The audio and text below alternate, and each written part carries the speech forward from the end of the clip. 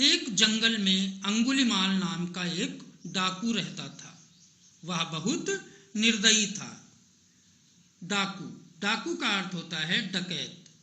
निर्दयी जिसमें दया ना हो, जो क्रूर हो, जो किसी को मार देता हो। वह जंगल से आने जाने वालों को पकड़कर बहुत सताता था। सताता था मतलब परेशान करता था, उनको मारता था, पीटता था, यहाँ तक हत्या कर देता था। वह उन्हें मार डालता था। वह उनकी अंगुलियों की माला बनाता था, उस माला को गले में पहनता था, इसीलिए लोग उसे अंगुलिमाल कहते थे। सभी लोग उससे बहुत डरते थे और जंगल में नहीं जाते थे।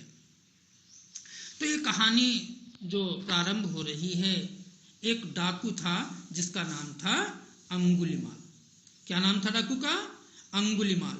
और उसका नाम अंगुलिमाल क्यों पड़ा? क्योंकि वह लोगों की हत्या कर देता था और हत्या करने के बाद उनकी अंगुलियां काट लेता था। यहां देखिए, ये अंगुलियां हैं, एक अंगुली वो काट लेता था जिसकी हत्या करता था और माला बनाकर अपने गले में पहनता था। इसीलिए उसका नाम क्या पड़ गया? अंगुलिमाल। अंगुलिमाल का अर्थ है अंगुलियों की माला। तो डाकू का नाम क्या था? अंगुलिमाल। वह बहुत निर्दयी था। वह लोगों को मार डालता था, उनकी अंगुलियां काटकर माला बनाता था और उस माला को गले में पहनता था। इसलिए उसका नाम क्या पड़ गया? अंगुलिमाल। तो यह चित्र देखिए, यह है डाकू अंगुलिमाल। और ये अंगुलियों की माला इस डाकू ने पहनी हुई, इसी माला के कारण उसे हम अंगुलिमाल कहते हैं या कहते थे। ये अंगुलियां हैं, जिनको मारता था वो उनकी अंगुलियां काट लेता था और उनको माला बनाकर पहनता था। एक बार महात्मा बुद्ध वहां आ गए। सभी लोगों ने उन्हें प्रणाम किया, उन्हें जंगल में जाने से रोका। लोगों ने महात्मा बुद्ध को अंगुलिमाल के बारे में सब कुछ बताया। महात्मा बुद्ध ने लोगों की बातें बहुत धैर्य से सुनी। वे बोले, डरने की कोई बात नहीं है। तो एक बार वहां महात्मा बुद्ध आ गए। वहां मतलब जहां अंगुलिमाल रहता था, उस जंगल के आसपास महात्मा बुद्ध आए। महात्मा बुद्ध को गौतम बुद्ध भी कहते हैं और इनका बचपन का नाम सिद्धार्थ था। सभी लोगों ने उन्हें नमस्ते की, प्रणाम किया और कहा, महाराज भगवान, जंगल में आप ना जाएं। जंगल में एक डाकू, खूंखार डाकू अंगुलिमाल रहता है। वह लोगों को मार डालता है और उनकी अंगुली काटकर माला बनाता है। महात्मा बुद्ध ने सभी की बातें बहुत धैर्य से सुनी। बोले, डरने की कोई बात नहीं है। ये देखिए, ये चित्र है महात्मा बुद्ध का। यही जंगल में आए थे जब लोगों ने उन्हें बताया कि जंगल में अंगुलिमाल नाम डाकू रहता है, इसलिए आप वहां न जाएं। किंतु महात्मा बुद्ध मुस्कुराते हुए जंगल में चले गए। कहां चले गए? जंगल में चले गए, जहां पर अंगुलिमाल नाम का खूंखार डाकू रहता था। जब अंगुलिमाल को महात्मा बुद्ध के आने का पता चला तो उसे बहुत गुस्सा आया। वह गुस्से से भरा महात्मा के बुद्ध के पास आया। महात्मा बुद्ध ने धैर्य पूर्वक मुस्कुराकर उसका स्वागत किया। इस प्रकार बिना डरे मुस्कुराकर स्वागत करना अंगुलिमाल के लिए नई बात थी।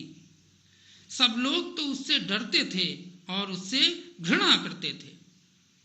जब अंगुलिमाल को ये पता चला कि महात्मा बुद्ध उस जंगल में आए हैं तो वह बहुत क्रोधित हो गया। गुस्सा होना मतलब क्रोधित हो गया और क्रोधित होकर वह महात्मा बुद्ध के पास आया। जैसे ही वो महात्मा बुद्ध के पास आया, बुद्ध ने उसका धैर्यपूर्वक मुस्कुराकर स्वागत किया। धैर्यपूर्वक का मतलब शांति से, बिना डरे और मुस्कुराते हुए। हालांकि दूसरे लोग क्या करते थे, जब भी वे अंगुलीमाल को देखते थे डर जाते थे, वहां से भाग जाते थे। लेकिन अंगुलीमाल के लिए यह नई बात थी कि बुद्ध डरे नहीं, घबराए नहीं। उन्होंने धैर्य से मुस्कुराकर उसका स्वागत किया। तो यह उसके लिए एक नई बात थी, क्योंकि सब तो उससे डरते थे और उससे घृणा करते थे। यहां देखिए इस चित्र में, बुद्ध जब जंगल में आए तो अंगुलीमाल को गुस्सा आ गया और वह बुद्ध के पास क्रोधित होकर पहुंचा, लेकिन बुद्ध शांत बने रहे, धैर्यपूर्वक मुस्कुराकर उसका स्वागत किया। महात्मा बुद्ध ने अंगुलीमाल से कहा, भाई गुस्सा छोड़ो और सामने वाले पेड़ से 4 पत्तियां तोड़ लाओ। जब अंगुलीमाल महात्मा बुद्ध के पास आया और उन्होंने उसका मुस्कुराकर धैर्यपूर्वक स्वागत किया, तो उसके बाद बुद्ध ने उससे कहा कि अंगुलीमाल तुम गुस्सा छोड़ो और पहले एक काम करो। क्या काम करना है? सामने वाले पेड़ से 4 पत्तियां तोड़ लाओ। तो सामने वाले पेड़ से 4 पत्तियां तोड़ लाने का काम महात्मा बुद्ध ने अंगुलीमाल को बताया। अंगुलीमाल पत्ते तोड़ लाया। बुद्ध मुस्कुराए और बोले, इन पत्तों को जहां से तोड़ लाए हो फिर से वहीं लगाओ। अंगुलीमाल बोला, यह कैसे हो सकता है? जो पत्ता एक बार पेड़ से टूट गया वह फिर कैसे जुड़ सकता है? बुद्ध ने उसे समझाया, तुम यह जानते हो कि जो एक बार टूट गया वह दोबारा जुड़ता नहीं, तो तुम तोड़ने का काम क्यों करते हो? जब तुम फिर जोड़ नहीं सकते, पेड़ हो या अन्य प्राणी, सब में प्राण होते हैं। प्राणियों को तुम क्यों सताते हो? उन्हें मारते क्यों हो? तो पहले बुद्ध ने अंगुलीमाल से कहा कि जाओ सामने वाले पेड़ से 4 पत्तियां तोड़ लाओ। और जब अंगुलीमाल 4 पत्तियां तोड़ लाया तो बुद्ध ने उससे कहा, जाओ फिर से ये पत्तियां वहीं जोड़ाओ जहां से तोड़ कर लाए हो। अब ये सुनकर अंगुलीमाल बहुत परेशान हो गया। उसने बोला, यह कैसे संभव है? क्योंकि पत्ता एक बार जो टूट गया या तोड़ दिया गया उसे हम कैसे जोड़ सकते हैं? तो बुद्ध ने समझाया, जब तुम यह जानते हो कि एक बार तोड़ी गई चीज दोबारा जोड़ी नहीं जा सकती, पेड़ हो या अन्य प्राणी, चाहे पेड़ पौधे हो चाहे कोई प्राणी हो, सब में प्राण होते हैं। प्राण का अर्थ होता है जीवन, लाइफ, सब में जीवन होता है। तो तुम प्राणियों को क्यों सताते हो? यानी जीवधारियों को क्यों परेशान करते हो? मनुष्यों को क्यों मारते हो? उन्हें क्यों मारते हो? क्या उन्होंने तुम्हारा बिगाड़ा है? यह सुनकर अंगुलीमाल अंदर तक कांप गया और उसे समझ में आ गया कि बुद्ध उससे क्या कह रहे हैं और उसने अब तक क्या किया। वह अंगुलीमाल महात्मा बुद्ध की बात समझ गया, वह उनकी शरण में आ गया। उसने अपनी अंगुलियों की माला तोड़ दी और वह उनकी शरण में आकर उनका शिष्य बन गया। शिष्य बन गया मतलब उनकी बात मानने वाला एक व्यक्ति बन गया। जैसे आप छात्र होते हो, स्टूडेंट होते हो, उसी प्रकार शिष्य होता है जो गुरु की बात मानता है, गुरु की कही गई बातों पर चलता है। और इस प्रकार एक हिंसक डाकू अंगुलीमाल अहिंसक बन गया बुद्ध के प्रभाव से, बुद्ध की बातों से। तो अंगुलीमाल से बुद्ध ने क्या तोड़ लाने को कहा? 4 पत्तियां तोड़ लाने को कहा। फिर क्या कहा कि जाओ पत्ती जहां से तोड़ के लाए वहीं लगा के आओ। और उसने कहा कि यह संभव नहीं है, जो चीज एक बार टूट गई उसे हम जोड़ नहीं सकते। तो बुद्ध ने उसे समझाया कि जब तुम यह जानते हो कि जो चीज तोड़ दी जाए उसे दोबारा जोड़ नहीं सकते, तो तुम क्यों तोड़ने का काम करते हो? पेड़ पौधे हों या कोई प्राणी, सब में जीवन है, तो उन्हें क्यों सताते हो? उन्हें क्यों मारते हो?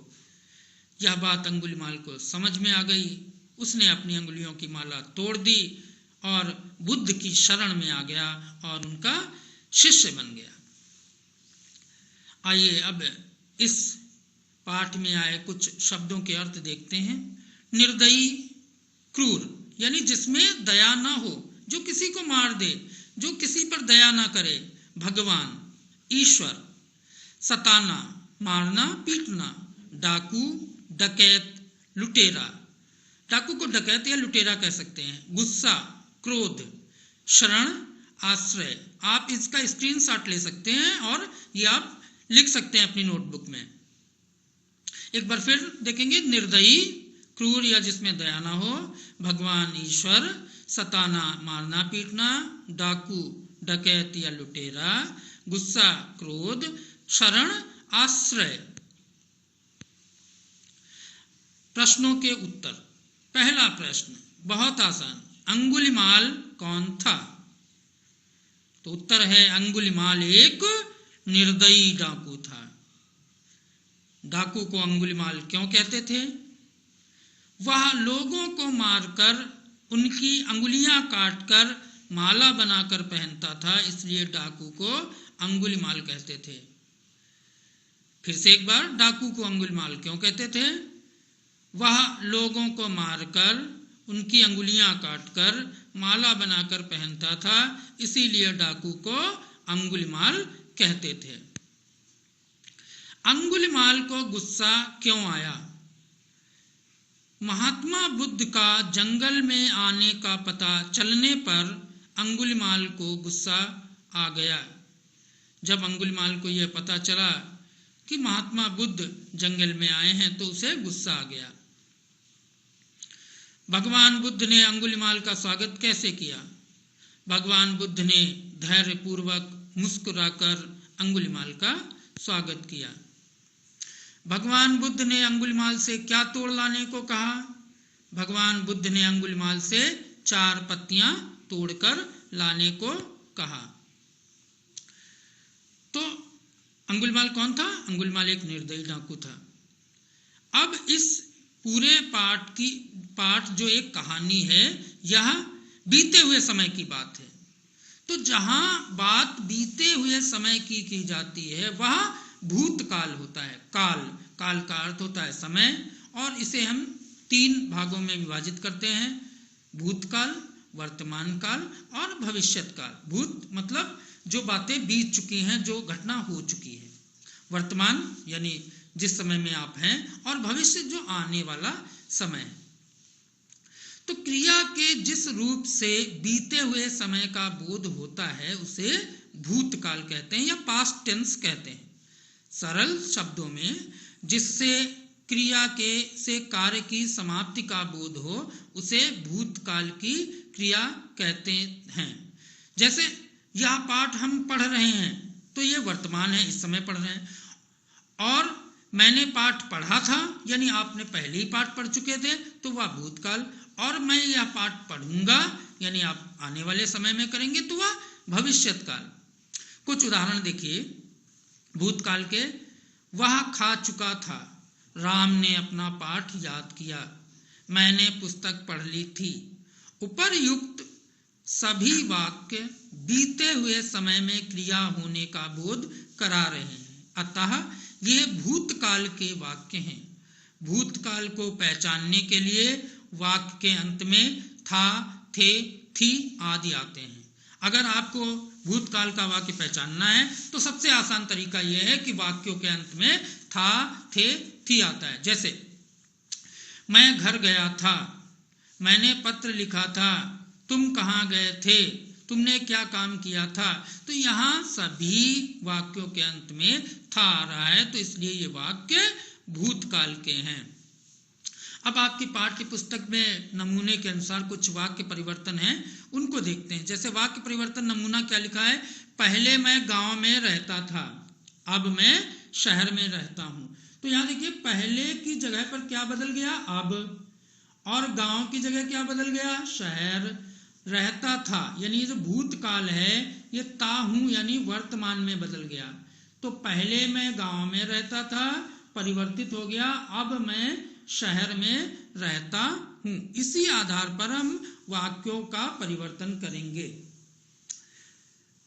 पहले राघवन फुटबॉल खेलता था, तो पहले की जगह क्या बदलेंगे हम? अब पहले की जगह क्या आ जाएगा अब। राघवन कोई परिवर्तन नहीं, फुटबॉल कोई परिवर्तन नहीं, या होगा? हाँ होगा, क्योंकि यहाँ देखिए कोष्ठक में लिखा हुआ क्रिकेट, यानी फुटबॉल को क्रिकेट से बदलना है। तो अब राघवन क्रिकेट खेलता था की जगह क्या हो जाएगा वर्तमान खेलता है। तो क्या बन गया? अब राघवन क्रिकेट खेलता है। पहले सुषमा गाना सीखती थी, नृत्य, तो पहले की जगह क्या हो जाएगा अब, गाना की जगह नृत्य, और सीखती थी की जगह सीखती है। पहले वे चाय पीते थे, तो पहले की जगह क्या बदलना है बच्चों अब। चाय की जगह क्या बदलना है दूध, तो दूध। पीते थे की जगह क्या हो जाएगा पीते हैं, तो अब वे दूध पीते हैं। पहले हम गांव के विद्यालय में पढ़ते थे, बदलना किससे जवाहर नवोदय विद्यालय। अब हम जवाहर नवोदय विद्यालय में पढ़ते हैं, तो पहले परिवर्तित हो गया अब में। गांव के विद्यालय की जगह जवाहर नवोदय विद्यालय, और पढ़ते थे की जगह पढ़ते हैं। दूसरा नमूना, मैं पुस्तक पढ़ता हूं, यह वर्तमान काल है। मैंने पुस्तक पढ़ी, तो यहां मैं के साथ ने कारक जोड़ा गया। मैं क्या हो गया मैंने। पढ़ता हूं की जगह क्या हो गया पढ़ी, यानी भूतकाल में परिवर्तित कर दिया। इसी आधार पर देखेंगे रमेश पतंग उड़ाता है, तो रमेश के साथ ने कारक जोड़ेंगे तो क्या हो जाएगा रमेश ने। पतंग उड़ाता है की जगह क्या आ जाएगा उड़ाई, रमेश ने पतंग उड़ाई। मैं हिंदी सीखता हूं, तो मैं के साथ ने कारक जोड़ेंगे तो क्या आ जाएगा मैंने। सीखता हूं की जगह क्या आ जाएगा सीखी, तो मैंने हिंदी सीखी। हम मिठाई खाते हैं, तो हम के साथ कारक लगेगा ने, हमने मिठाई खाई। छात्रों याद रखें जब कारक ने लगता है तो वाक्य भूतकाल में ही होता है। अगला नमूना देखेंगे, मैं दूध पीता हूं, मैंने दूध पिया। सेम जैसे पहले था, तो मैं चित्र बनाता हूं तो ने कारक लगाएंगे मैंने, और बनाता हूं की जगह बनाया। वह कपड़े धोता है, तो वह को जब हम परिवर्तित करेंगे ने के साथ तो क्या हो जाएगा उसने कपड़े धोए। सलमा चित्र बनाती है, तो सलमा ने चित्र बनाया। तो आपने ये कहानी पढ़ी, आपको कैसी लगी? बहुत अच्छी ना। तो जब वो अंगुलिमाल बुद्ध की शरण में आ गया, उनका शिष्य बन गया, तो उसने एक बौद्ध मंत्र का उच्चारण किया था जो इस प्रकार है, बुद्धं शरणं गच्छामि, धर्मं शरणं गच्छामि, संघं शरणं गच्छामि। इसका अर्थ है कि हे बुद्ध, मैं आपकी शरण में आता हूँ, बुद्धं शरणं गच्छामि, धर्मं शरणं गच्छामि, मैं धर्म की शरण में आता हूँ, संघं शरणं गच्छामि, मैं संघ की शरण में आता हूँ।